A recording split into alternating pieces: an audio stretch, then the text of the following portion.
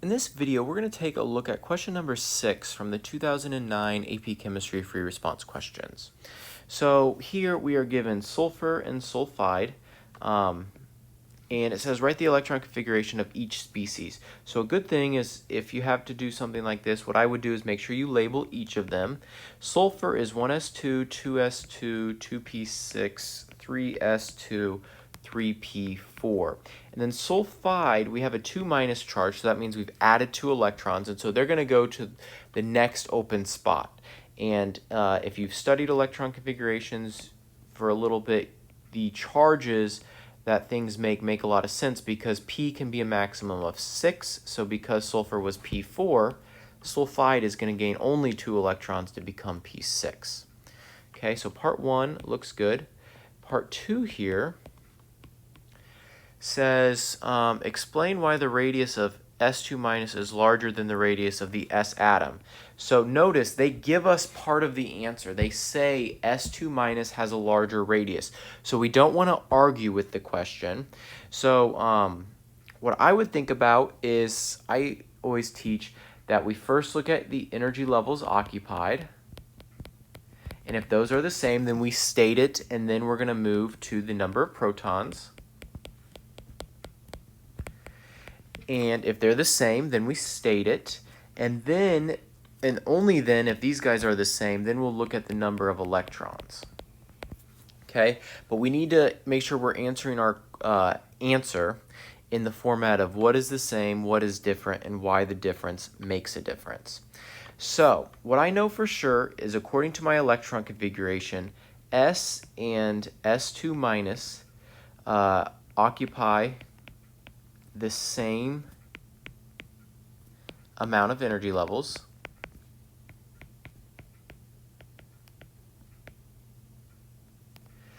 Additionally, they also, because they're sulfur, they also have the same amount of protons. Anything sulfur will always have 16 protons.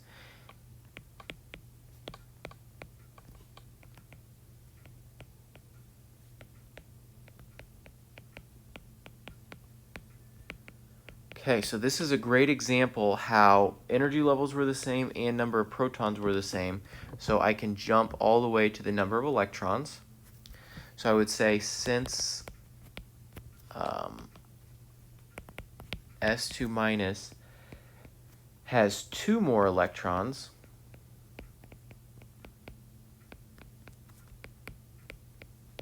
than S, there are more electron repulsions, which increase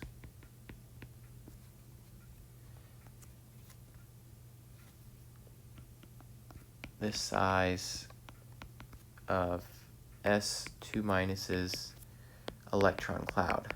Notice they already told us which one was better, so even though I didn't explicitly state that S2- is larger, they only asked us to explain why it is larger, okay, because they already had given us that part of the answer.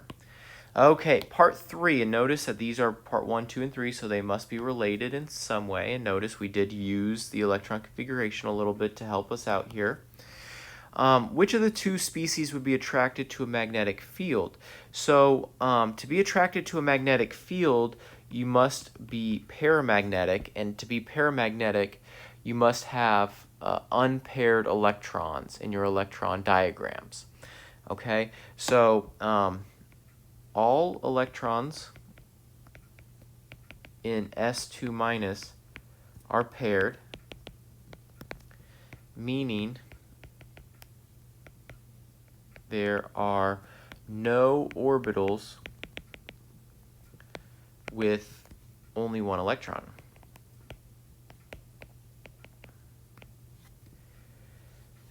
S, on the other hand, has 2 unpaired electrons in the 3p sublevel.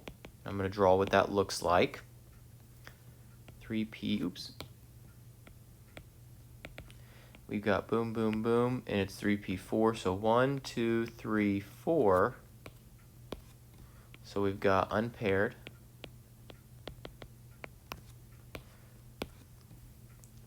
And so then I'm going to go ahead and answer the question or justify substances with unpaired electrons are paramagnetic and attracted to a magnetic field. Okay, now last question here, part B. It says the S2 ion is isoelectronic with the argon atom. And remember, isoelectronic means same electron configuration. From which species, S2 minus or AR, is it easier to remove an electron? So this is a very common type of question, whether it's a multiple choice section of the AP test or the free response. So I'm going to answer the question and I'm going to say S2 minus. That's the answer. So with S2 minus having less protons, yet the same amount of energy levels occupied,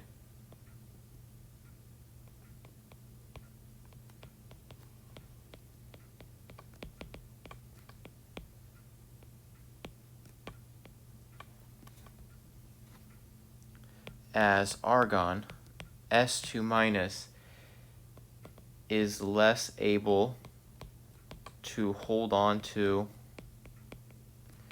its electrons with a lower effective nuclear charge.